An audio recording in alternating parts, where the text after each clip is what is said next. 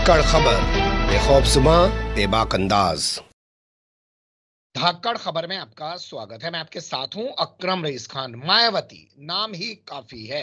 ये नाम जब भी किसी के सामने आता है तो पूरी एक राजनीतिक शख्सियत उभर कर सामने आ जाती है और लोग कहते हैं कि आजादी के बाद वो देश की पहली महिला मुख्यमंत्री बनी। दलित समाज से वो प्रधानमंत्री भी बन सकती थी, वो राष्ट्रपति भी बन सकती थी, लेकिन इस महिला ने शायद अपने आप को जेल से जाने से बचाने के लिए पूरी बसपा की जो राजनीति थी या काशीराम का जो मिशन था उसको खत्म कर दिया है। और 2012 के बाद हमें दिख भी रहा है कि कैसे धीरे धीरे करके उत्तर प्रदेश में अब इस पार्टी का कोई वजूद भी बाकी नहीं रह गया है। आजकल इन्होंने अपने परिवार पर ही हथौड़ा चलाना शुरू कर दिया है। पहले अपने भतीजे को पार्टी के पदों से हटाया, फिर उसे पार्टी से ही निकाल दिया, उसके ससुर की भी छुट्टी कर दी और आज तो इन्होंने कमाल कर दिया। अपने उस भाई आनंद कुमार के खिलाफ भी इन्होंने एक्शन ले लिया, जो पहले दिन से इनके साथ साय की तरह खड़ा हुआ है। जो ये कहती है वही करता हुआ वो दिखता है। क्यों ऐसा कर रही हैं आखिर मायावती? अब परिवार के अंदर से ही उन्हें क्यों दिक्कतें नजर आ रही हैं? पार्टी का तो पहले से ही बेड़ा गर्क हो चुका है। इन तमाम चीजों को समझना है बेहद जरूरी, इसलिए हम आपको मिलवाने जा रहे हैं हेमंत राजन जी से, जो अपने आप को अम्बेडकरवादी कहते हैं और दलित राजनीति पर वो लिखते बोलते रहते हैं। बहुत शुक्रिया राजन जी वक्त देने के लिए। धन्यवाद। मेरा पहला सवाल यही है, आप लोग तो मायावती और काशीराम जी के उस जमाने से साथ रहे होंगे, आपका एक लंबा अनुभव रहा होगा। ये आजकल जो मायावती कर रही हैं अपने परिवार के साथ, कभी अपने भतीजे पर, कभी भाई के समधी पर और आज भाई पर ही उन्होंने हथौड़ा चला दिया, ये क्यों कर रही हैं? क्या डर लग रहा है? एक्चुअली इतनी उम्मीद नहीं थी कि परिवार के साथ भी करेंगी, लेकिन अब कर रही हैं तो कर रही हैं। और वो डर एक राजनेता को बिल्कुल होना नहीं चाहिए। राजनेता का जो अंतिम डर होता वो जेल का होता है, और जो जेल से का डर जो राजनेता निकाल देता है उसका फिर कुछ नहीं बिगाड़ देता। हालांकि बिगाड़ने और बनाने वाला तो भगवान होता है। जैसे कि बिहार का केस लालू प्रसाद यादव जी का देख सकते हैं। वो शख्स कभी जेल से नहीं डरा, कुछ डरा, तो आज जो है उसकी और उसके परिवार की राजनीति और उसके अगली पीढ़ी की राजनीति बिल्कुल दुरुस्त है। तो इस तरह का डर का कोई कारण बहन जी को नहीं होना चाहिए। इससे चूंकि पूरी समाज की इज्जत दांव पे लगी होती है, ना केवल नेता की बल्कि पूरे समाज की। ये तो एक इत्तेफाक है कि अचानक दूसरे दलित नेता का उभार शुरू हुआ है भाई चंद्रशेखर के रूप में। नहीं तो पता नहीं अंधेरा ही छा जाता दलित राजनीति का और बहुजन राजनीति का। आपने कहा डर, तो डर मायावती को क्या जेल जाने का है, आप ये कहना चाह रहे हैं? और क्या उनके भतीजे की वजह से वो जेल जा सकती थी इसलिए उन्होंने एक्शन लिया? कहना क्या चाह रहे हैं? या भाई की वजह से जा सकती थी? आपकी बात समझ में नहीं आई, थोड़ा क्लियर कीजिए। नहीं, क्लियर है। एक्चुअली क्या है, होता जब बड़े राजनेता बन जाते हैं तो पैसे, आजकल तो एक मुख्य दिक्कत चुनाव में पैसे की जरूरत है। तो जब पैसा बनता है तो पैसा गलत तरीके से भी बनता है। जब आपका पैसा, जब किसी भी तरह का गलती पकड़ना आसान होती है, और हजारों लाखों रुपयों की और करोड़ों की बल्कि बात होती है, तो आपकी गलती को आराम से कोई भी पकड़ सकता है। तो यही तो एक राजनीतिक चातुर्य, राजनीतिक कौशल होता है कि पैसे तो सभी लोगों ने कमाए, तभी वो चुनाव में सब खर्च कर रहे हैं। तो आपको ये डर निकालना चाहिए और इसका रास्ता खोजना चाहिए, ना कि ये डर के अपनी राजनीति खत्म कर लो, अपने समाज की राजनीति खत्म कर लो और समाज की भी इज्जत दांव पे साथ में लग जाए। और अब तो पता लगा कि घर की फूट से जो है घर की इज्जत दांव पे लग जाए। कल परसों भतीजे को बनाया था, उनको हटा दिया, कल उनसे पार्टी से निष्कासित कर दिया, तो भाई को राष्ट्रीय कोऑर्डिनेटर बनाया। फिर आज खबरें आ रही हैं कि उनको भी राष्ट्रीय कोऑर्डिनेटर पद से हटा दिया है, जो कि समाज के भले के लिहाज से उचित नहीं है। उनका नेता अगर ऐसे करेगा तो जनता पे क्या इफेक्ट पड़ेगा, अपने पूरे समाज पे क्या प्रभाव पड़ेगा, ये सही बात बिल्कुल नहीं। ये आपका अपना मानना है या पूरा समाज ही ऐसा मानता है कि मायावती दलित की नहीं दौलत की बेटी है? क्योंकि आप बात कर रहे हो कि पैसा कमाया पैसा कमाया। नहीं, पैसा तो सारे ही लोग कमाते हैं और हमारा समाज उनको दौलत की बेटी मानता ही नहीं है, और अपेक्षा कर तो दौलत की बेटी है भी नहीं जितना दूसरे राजनेताओं के पास पैसा है। तो ये तो बात वहां खत्म हो जाती है। ये तो दिक्कत ये है कि जब खुद नेता डरेगा, खुद नेता जो है अपने आचरण से दिखा देगा कि मैं जो है डर रही हूँ, और मैं जो अब अपने दिखाने के लिए, तो वो अभी भी ये कह रही है मैं अपने बलबूते पे चुनाव लड़ूंगी, हर जगह लड़ूंगी। और आपके आचरण से ये सिद्ध हो गया कि आप जो है सत्तारूढ़ पार्टी को लाभ पहुंचाने के लिए लड़ रही हैं। और अपनी पार्टी को नुकसान करने के लिए लड़ रही हैं। और आपकी पार्टी का नुकसान तो समाज का नुकसान है, समाज का तो कोई प्रतिनिधित्व फिर रहेगा ही नहीं। ये तो ठीक अच्छा हुआ कि भाई चंद्रशेखर के रूप में एक ठीक नया है। प्रतिनिधित्व तो उभर रहा आप है। क्या चंद्रशेखर की पार्टी से ताल्लुक रख रहे हैं? चंद्रशेखर की बात आप बार बार कर रहे हैं, तो क्या आप चंद्रशेखर के समर्थक हैं? नहीं, समर्थक क्या है, कोई भी नया नेता आएगा उसका समर्थन तो दलित अपने आप करने लगेगा। या कोई दलित की कोई भी राजनीतिक पार्टी बात करेगी, जैसे बातों में तो आएगा, आप महसूस करेंगे कि हम जो है कांग्रेस का भी समर्थन कर रहे हैं, फिर बात अच्छा। में आएगा तो आप फील करेंगे कि हम सपा का भी समर्थन कर रहे हैं, उसकी हम्म 37 सीटों का समर्थन कर रहे हैं, जो कि हम्म उसके पिताश्री नेताजी मुलायम सिंह यादव के समय में भी नहीं आई थी। तो बातचीत से तो ऐसा लगेगा ही कि हम किसी ना किसी को समर्थन कर रहे हैं, लेकिन असली चलिए। समर्थन समाज का, बहुजन समाज का कर रहे हैं, जिसमें दलित, पिछड़ा और अकलियत, धार्मिक अकलियत सभी सम्मिलित है। उन सबका इंटरेस्ट एक ही नेता में जुड़े हुए हैं। बहुजन नेता के ऊपर ये बड़ी भारी जिम्मेदारी होती है, जिसको हम्म निभाने में बहन जी की कोताही दिख रही है। ठीक है, ये हम है बात। चलते हैं आपके डर वाली बात की तरफ। डर पैसे का नहीं है मायावती को, तो क्या इस बात का डर था कि उनका भतीजा जिस तरीके से खुलकर बीजेपी के खिलाफ बोल रहा था और वो एक नेता के तौर पर उभर रहा था, क्या उससे मायावती को डर लग गया कि उनका उत्तराधिकारी बन जाएगा? किस चीज से डर लग गया उनको?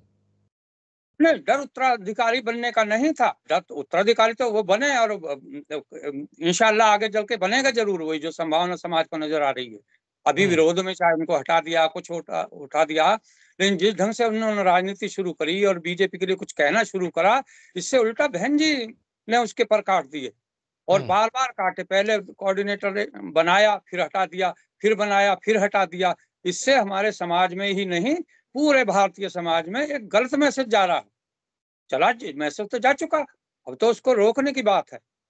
और बल्कि अब तो इस वाले जो घटनाओं का जो दौर हुआ, इसमें तो ये भी आया कि भाई आकाश आनंद ये चाह रहे थे कि जो 27 के चुनाव में जो धर्मनिरपेक्ष दल है उनसे समझौता किया जाए, पार्टी को समझौता करना होगा, उनको हटाने का ये भी एक कारण बताया जा रहा है। ऐसी खबरें आ रही हैं अकरम जी।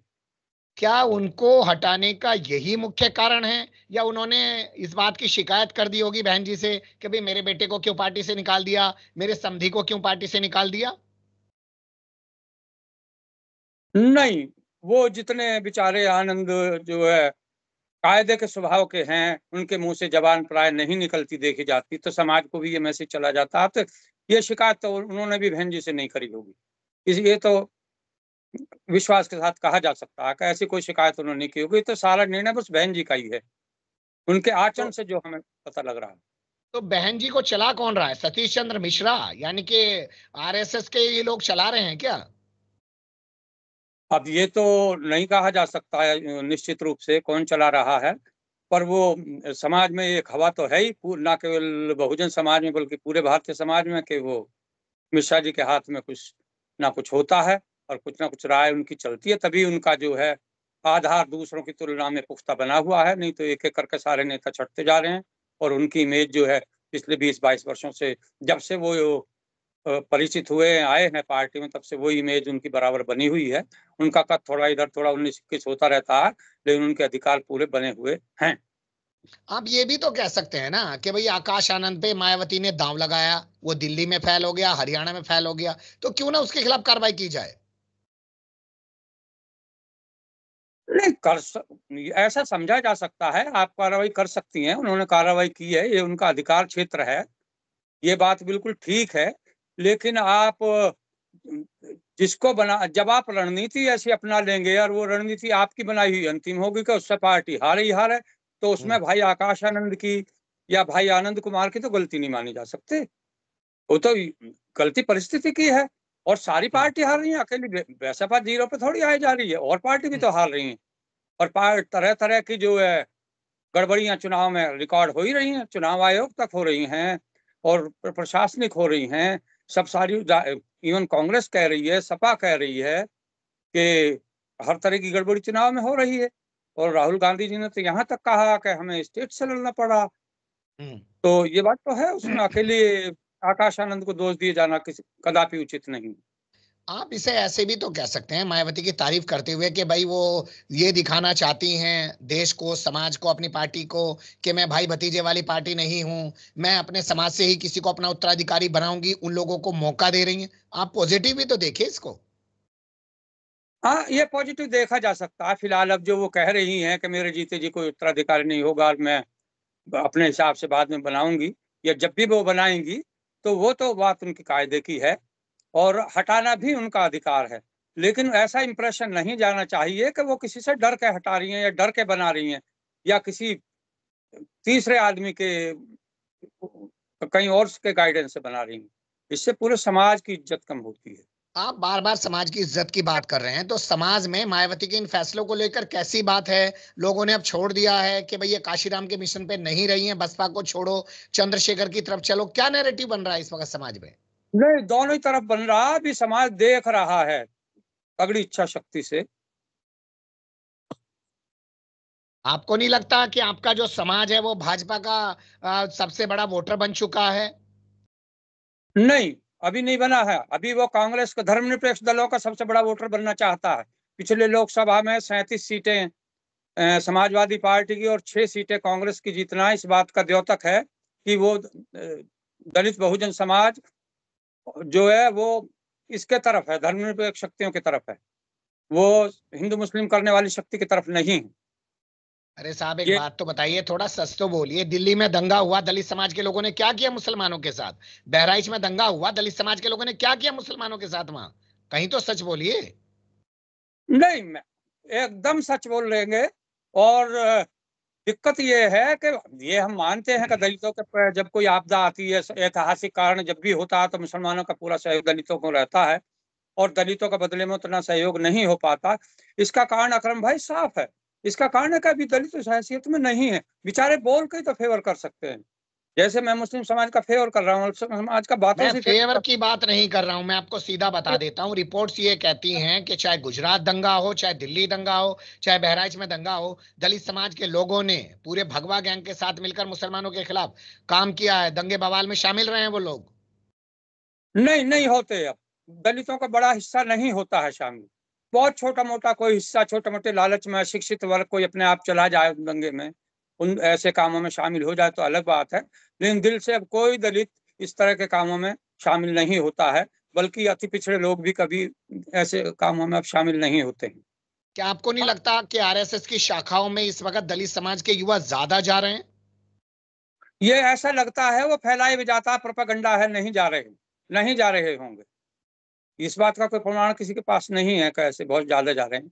और इस बात के तो है कि उल्टा वहां से जो जाया करते थे वो वापस आ गए। और हम्म। जैसे राजस्थान के एक जो है समाज सेवी हैं, भंवर में एक वंशी जी, वो ये कहते हम्म। थे कि पहले मैं आरएसएस में बहुत जाया करता था, अब नहीं जाता। मैंने भी तो उनका इंटरव्यू किया है, भंवर मेघवंशी का, हमारे चैनल पे 2017-18 में वो इंटरव्यू जो है खूब वायरल हुआ है। आज भी लोग उसको देखना पसंद करते हैं। खैर, मुद्दा था मायावती का। मायावती की राजनीति को समझना इतना आसान भी नहीं है। आपने उनका सकारात्मक पहलू भी बताया, नकारात्मक पहलू भी हाँ, बताया। आसान तो आपके है। अपने नजरिए से मेरा सवाल ये है कि आप जो है मायावती की भविष्य की राजनीति, या बसपा की भविष्य की राजनीति, या काशीराम की जो विचारधारा थी, उसको क्या अंत होते हुए नहीं देखते हैं? हाँ, अंत तो खैर वो नहीं होगी। बहुजन राजनीति हमेशा चलेगी, हर युग में चलेगी, क्योंकि उसमें दलित, पिछड़ा, अल्पसंख्यक सभी लोग शामिल हैं। लेकिन ये जरूर है कि वो कमजोर जरूर होगी और दोबारा अपने उभार पे, अपने यौवन पे वो कैसे आएगी, ये एक आज के टाइम में एक टेढ़ी खीर लग रही है।